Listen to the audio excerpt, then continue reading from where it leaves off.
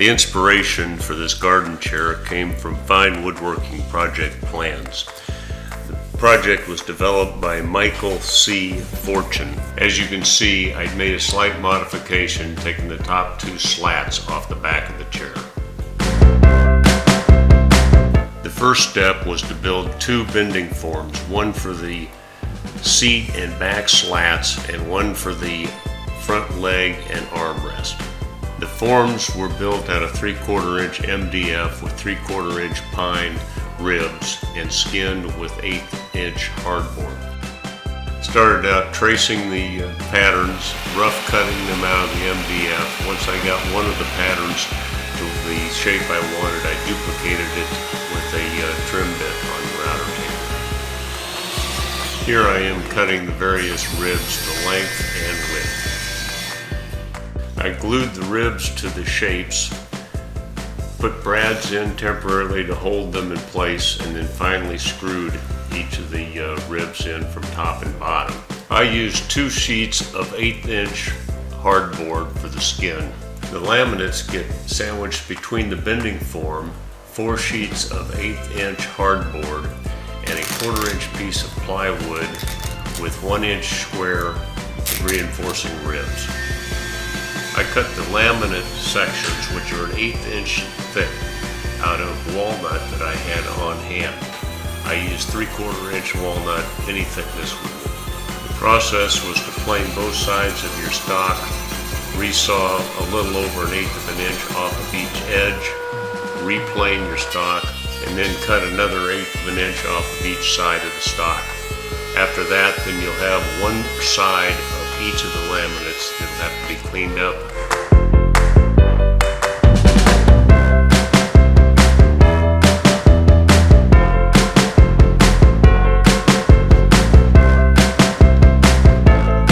I tried many methods of spreading the glue. The best turned out to be just a small 3-inch close snap paint roller. I keep one now all the time in a plastic bag under the workbench. Here you can see a part of the gluing up process. It takes quite a few clamps placed about every 6 inches along the form and the backer board. You'll see a close-up here of the laminate, the backer board, and the form.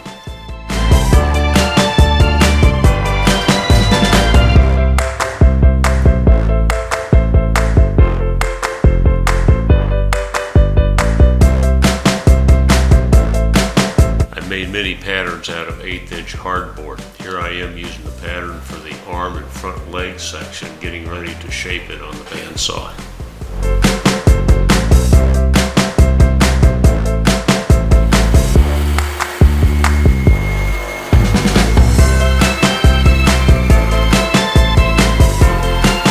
The rear leg rests in a narrow notch that must be cut in the front leg and arm support piece. The bulk of the notch material was cut out with the router.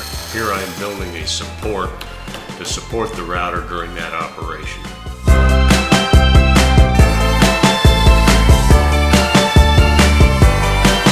Final cleanup of the notch was done by hand with a chisel.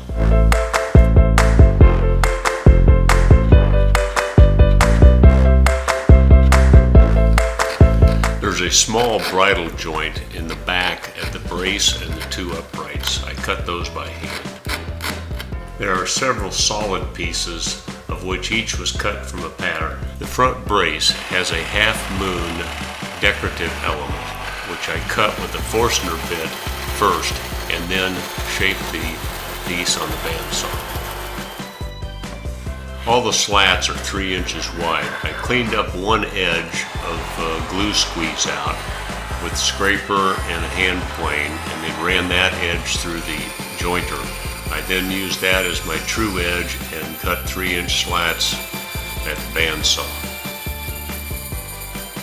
After getting all the slats to proper width, I positioned them as I wanted them with spacing and used a large template to give me a marking on the edge so that I could get the shape I wanted. I'd be remiss if I didn't mention there was a lot of sanding. Here I am marking out the back legs for cutting on the bandsaw. The top edge is beveled inward 15 degrees to accept the curvature of the slats, as is the back support brackets. Due to the inboard taper on the top of the back leg, a small notch needs to be made in order so it will fit nicely and smoothly into the notch made in the front leg and armrest section.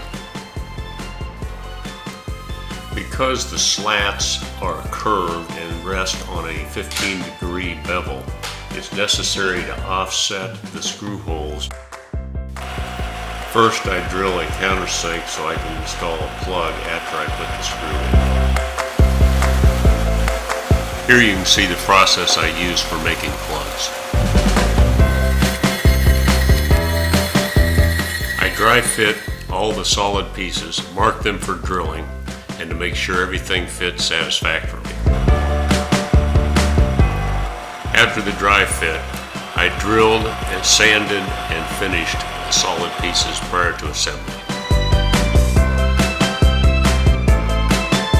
After the finish dried, I assembled the solid structure. I used a little bit of glue even though it was unfinished product, thinking that I would get at least some adhesion. The back has a temporary support. The bottom of those back legs will be cut off, as you'll see later. This will help support the structure while I attach the slats. Here I am installing the slats, putting in the plugs, and doing a final touch-up on the plugs before finishing the slats.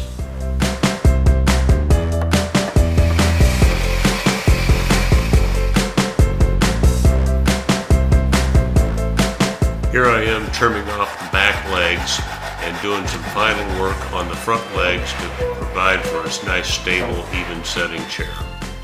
The chair was entered in the 2017 Iowa State Fair Woodworking Competition, where it won first in its class and runner-up in Best of Show.